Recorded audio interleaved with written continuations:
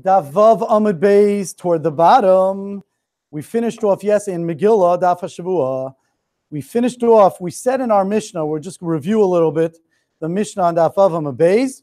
Karu es ha-Megillah ba'adar rishon v'sarba hasheni. If we read the Megillah on the first Adar, and then they made a leap year, and they made a second Adar, Korin oso ba'adar sheni, you have to repeat it on Adar Sheni. And then the Mishnah says, not only do you repeat the Ein Bein Adar Rishon Adar Sheni El Kriyas Megillah Matanos Yonim, you have to do Mikra Megillah and Matanos Yonim in the second Adar. So then we asked, who's the Tana of this Mishnah? We have a Brisa with three different people, and none of them seem to be the Tana of the Mishnah, because the Brisa says that when you have such a scenario, the Tana of the Brisa said that you only repeat Mikra Megillah. He doesn't say anything about Matanos Yonim. The second Tana, Rabbi Elazar Rabbi Yossi, says you do everything in the first month. You don't have to repeat anything. That's for sure not our Mishnah. And the third Tana, Rabbi Shimon Gamliel Mishum Rabbi Yossi, said that you do everything in the second month, even the four parshios of that we read before, during Adar and right before Adar. So the Gemara says that seems to be nothing like our Mishnah. On that, the Gemara answered. Really, you could say it's the Tana Kama. The Tana Kama doesn't make you do over Matanos Yonim. He only says Mikra Megillah. So the Gemara says, when he says that you do over Mikra Megillah, he means also Matanos Yonim, like Rabbi Yosef said earlier on Daf Dalet Amud Beis on the bottom, that when we do Mikra Megillah, we also do Matanos Yonim, so that Aniyim should not feel bad that they're not getting their money. On that, the Gemara, we're up to V'iba Yisema 1, 2, 3, 4, 5, 6, 7, 8, 9 lines up from the bottom of the Daf. V'iba Yisema Olam Rav Shimon Gamliel. Really, it's Rav Shimon Gamliel, the last mandamar in the Brisa. It says everything has to be done on when? By the second Adar. Our Mishnah seems to say that it's only Mikra Megillah and Matanos Yonim that have to be done on the second, and we deduce that what else is there? There's four parshios that gets done on the first month. That's okay. So that's not like, that doesn't seem to be like Rav Shimon Gamliel. Says the Gemara, slow down. The Mishnah is missing some words, and we're going to fix it. And this is what the Mishnah means to say. The Mishnah in our reading says, Karu es ha-Megillah ba'adar rishon, v'nis'abra hasheni, korin oso ba'adar sheni. And then the line that we're going to fix is right here. Ein bein adar rishon la'adar sheni el kriyas Megillah matanos yonim. We're trying to differentiate between the whole Chodesh Adar Rishon and the whole Chodesh Adar Sheni. La'adar Rishon and Adar Sheni. And therefore we deduce that the only thing you have to redo is Megillah, Kriyas Megillah of Yonim. But in Adar, when we read the four parshios, you don't have to redo it. Now we're going to fix that. Says the Gemara. This is why you read the Mishnah. Ein bein arba'asar sheba'adar Rishon. There's no difference between Yudalit, the 14th of Adar Rishon, to the Yudalit, to the 14th of Adar Sheni. Those days specifically, there's no difference except for Mikra Megillah and Matanos Yonim. Now with our fix of the Mishnah, could you now deduce, but for the four parshios, could you deduce anything about the four parshios? You can't. You know why? Because we're not speaking about the month of Adar. We're speaking about the day, the 14th day. So the only thing you're allowed to deduce now is something about the 14th day. Before in the Gemara, the way you read the Mishnah, the way our reading looks, there's no difference between the whole month of Adar Rishon and the whole month of Adar Sheni, except for Mikra Megillah and Matanos Yonim, you have to read on the second month. So then we could deduce, but the four parshios, which also happened during the month, we could deduce that you could do in the first month. But now that we're saying that the Mishnah is missing the word Arba Asar, and really it should say there's no difference between the 14th of Adar Rishon to the 14th of Adar Sheni, except for Mikra Megillah and Matanos Yonim, we can't deduce anything about the four parshios, because the four parshios are not read on Yudalit. I hope everyone understands that. The only thing we will be able to deduce is that the fasting happens on both days. Fasting and hesped you can't do on both those days. Let's see it inside. Chesurei mechzer v'achi katani. 1, 2, 3, 4, 5, 6, 8 lines up. Chesurei mechzer v'achi katani. Ein bein arba asar sheba'adar rishon le'yudalit sheba'adar sheni. There's no difference between the exact date of Purim of the 14th Ella mikra Megillah matanos umatanos, except for mikra Megillah matanos. The only thing we could do is halinian hesped v'tainis, but in regard to hesped and tainis, in regard to not being able to eulogize and not being able to fast, zev is shavin. But these are going to be equal. The ilu seder parshios lo mayri. We're not talking about the seder parshios. So now we could turn around and say that the Mishnah is the last mandam Rab Shimon Gamliel. Why? Because he holds the same thing. He says there's no difference. He says the same thing. And when he says that you have to do the seder parshios in the second month, the Tan of our Mishnah could also hold like that. In fact, we're saying he will. Amrab Chia bar Ravin. And just one thing, we said yesterday we're going to mention, Tosfos deduces from here that from the fact that the Gemara says, Halinian Hesped v'Tainis, they're equal, it sounds like we forgot about the Suda, right? The Suda is going to be, says Tosfos, the Amrina Gemara, Halinian Hesped v'Tainis zev zeh. We said Hesped and Tainis, right here we said they're equal. Michlal de Simchu Mishta Leka.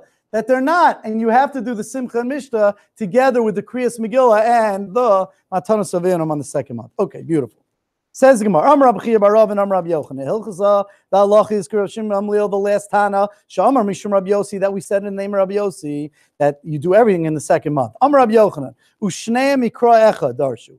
They both, these Manda Amrim, they both learn out from one pasuk. They both deduce. One deduces the second month, and Rabbi Elazar Rabbi Yossi deduces the first month. How do we see that? It says in the pasuk B'chol Shana V'Shana. Rabbi Elazar Rabbi Yossi Sava. Rabbi Elazar Rabbi Yossi says B'chol Shana V'Shana. What do we learn from B'chol Shana V'Shana? Ma Kol Shana V'Shana Adar Asamach L'Shvat.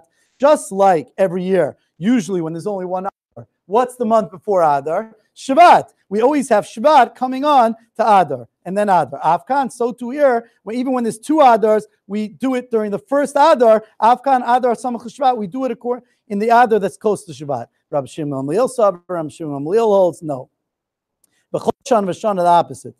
Every year, Makol Shana V'Shana, Adar, Samach Nisan. Every year we have Adar, and then comes Nisan. So to Afkan, we do it when we have 2 months of Adar. We're going to do it in the second month. Adar, Samach Nisan. Ask the Gemara. Bishlam Rabbi Eliezer Rabbi Yossi. We understand it's good according to Rabbi Eliezer Rabbi Yossi that says that it's going to be in the first month. Mistaver Taima. It's very logical, his reason. Why? Because we know Ein Mavir and Ala Mitzvos. You're not allowed to pass over mitzvos, right? Rashi explains, and they're asking this on the Daf Hashavua test probably. How do we know Ein Mavir and Ala Mitzvos? Because it says in the pasuk, Ushmartem es hamatzos. It says by Pesach you have to watch over what? Matzos. Make sure you have to watch over your matzos by Pesach, and we learn out ushmartem es mitzvos. Matzos and mitzvos have the same spelling, so therefore we learn out. Make sure to watch over mitzvos, not to let them become chametz, not to let them get away. In basli yadcha al tachmit sena, don't let them, don't lose them. So therefore, that's why, says the Gemara, it makes sense logically to ein mavir ala mitzvos, and that's why you should do it in the first month. El Rab Shimon Gamliel, my time. Why does Rab Shimon Gamliel say you do it on the second month? Rav Tavi, time Rab Shimon Gamliel. Mismach guula lugula adif. It's true. You shouldn't pass over mitzvos, but it's more important than that to put one geula next to another geula, one redemption. We have a redemption in Hadar, the Purim story, and we have a redemption in Nisan, Yitzias Mitzrayim. So we want to put those together, and so that's why it makes more sense, according to Rab Shimon Gamliel, to do that.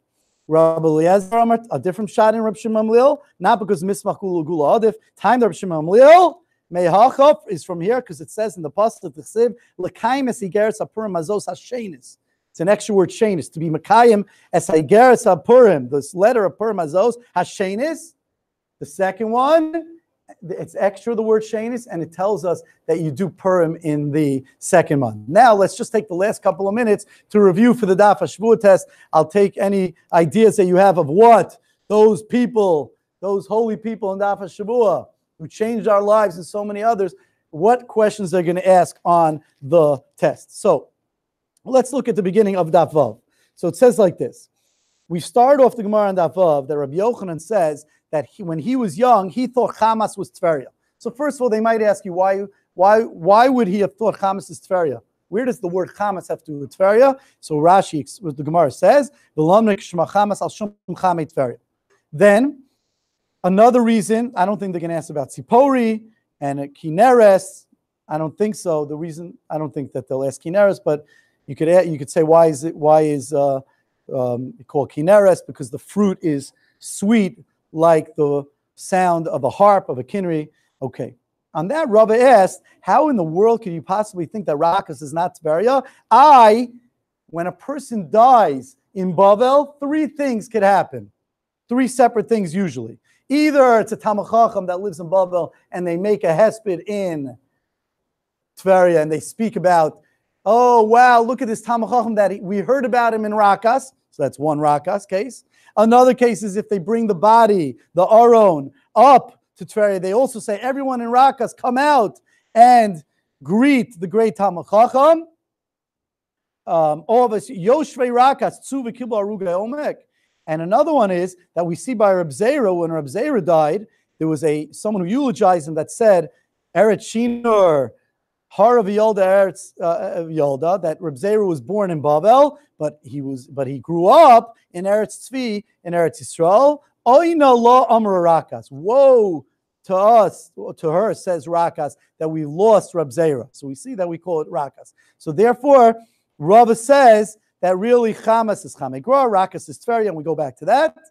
And why a very, very important case is that, so why would we call it Rakas? Because even the empty people are filled with mitzvos like pomegranates. On that, Rabbi Yirmiyah says another reason why the name is Rakas. I'm sorry, he says that the real name is Rakas. Why is it called Tveria? You have to know these two reasons. Either it's called Tveria because it's in the Tveria is the center of Eretz Yisrael, the navel, Tibura, the belly button of Eretz Yisrael. Or Rabbah says another reason why it's called Tveria is because Tovari Sia, because it's beautiful to look at. It has beautiful gardens and orchards. Okay.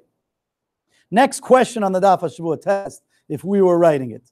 It says that the Gemara has a bomb kasha about Zvulun, that how could you say that Zvulun, the Gemara has a kasha that the Gemara says Kitron is Tzipori, and the Gemara says, is Kitron Tzipori? But Zvulun used to complain about their land, and Tzipori is a beautiful land. So the Gemara brings down what they said to Hashem and about the Chalazon, just to remember about the different things. There are three things that they had. They had Safune,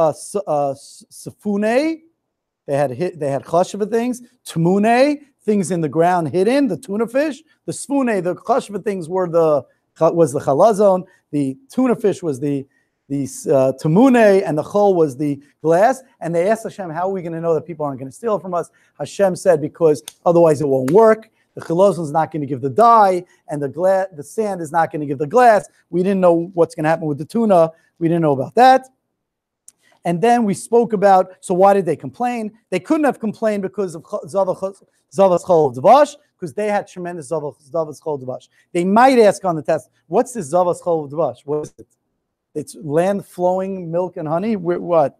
So Rashi explains that the Izim, the goats, Ochlim to Einim, they eat dates, Va'davash notav, man, they eat dates that the honey of the dates are dripping from it. Va'chol of Zav min Izim. And at the same time, the way I understand is they become healthy from eating such good things, and they have a good milk that flows.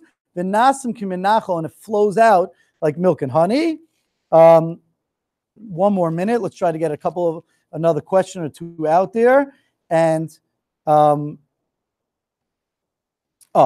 very, very important. If someone says that if someone says that both Rome and Yerushalayim are filled up, or they're doing well, or they're both doing bad, don't believe them, because it says by Tsur, by Tyre, Imola Achareva.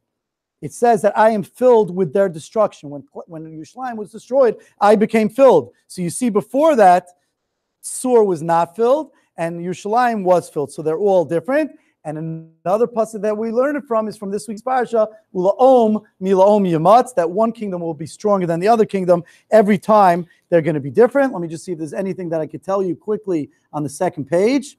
How do they keep busy? The pasuk says that Yaakov davened Hashem that he shouldn't let Esav loose, that he should keep the nose ring. How do they keep busy? Hashem makes a king die, or the Germania against Rome, and they're always busy.